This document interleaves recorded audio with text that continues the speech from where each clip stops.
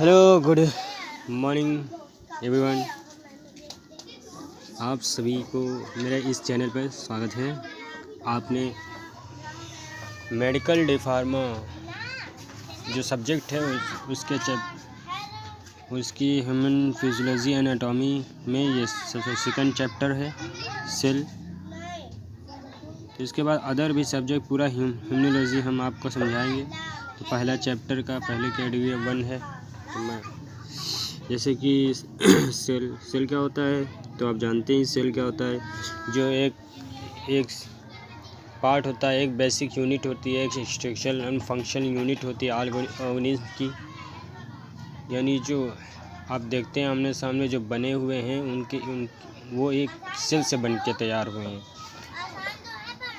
तो जैसे कि उसमें एक सेल उनके भी टाइप्स हैं, यूनिसेलुलर हैं, मल्टीसेलुलर। यूनिसेलुलर क्या होते हैं? यूनिसेलुलर जो एक सेल से बने होते हैं, जैसे कि प्रोटोजोआ हो गया, यीस्ट हो गया, बैक्टीरिया हो गई। एंड मल्टीसेलुलर क्या होते हैं? जो मल्टीपल सेल्स से बने, यानी कि बहुत सारी सेल्स से तैयार हुए हों।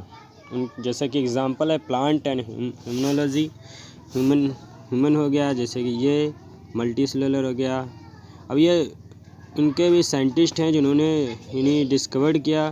तो सेल को डिस्कवर किया, एक ने डिस्कवर किया रॉबर्ट हुक ने 1665 में।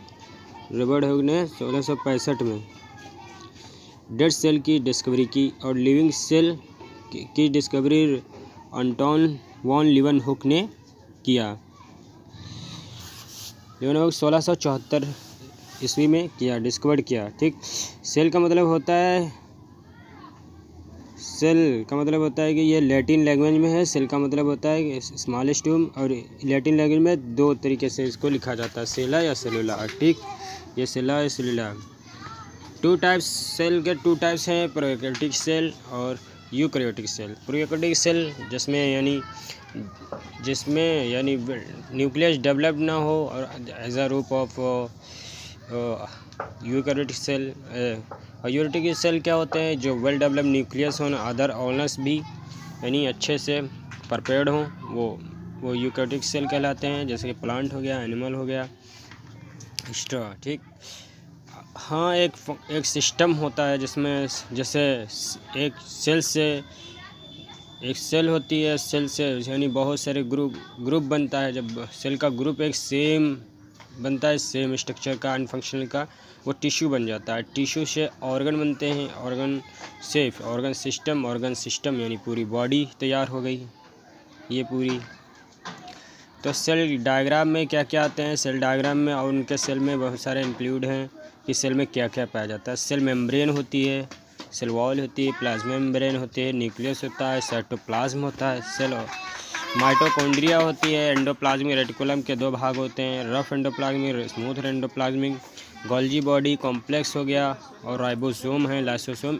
यानी ये पूरी हिस्ट्री इसी सेल से है, और यही पढ़ाया जाएगा आगे। सेल थ्योरी को मैथ्यू सिल्डन ने 1838 में दिया। प्लाज्मा मेम्ब्रेन को डिस्कवर किया थियोडोर शॉन ने 1839 में।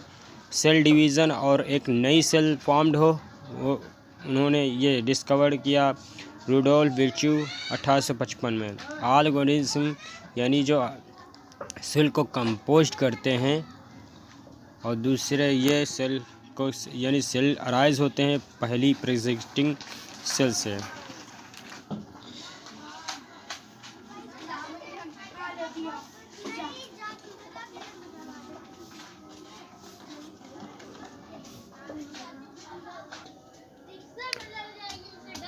ये सेल का ये डायग्राम है, जिसमें ये न्यूक्लियस है। ठीक, ये न्यूक्लियर पोर हैं, ये क्रोम जो न्यूक्लियस से अटैच्ड होते हैं, वो क्रोमेटिक ये होते हैं, रफ एंडोप्लाज्मिक, स्मूथ एंडोप्लाज्मिक। ये न्यूक्लियस से अटैच्ड होते हैं। ठीक है, इसमें दो प्रकार होते हैं, दो भी हैं, रफ और स्मूथ। और न्यूक्लियस है, माइटोकॉन्ड्रिया है, ये लाइसोसोम है, सेल वॉल है ये पूरी।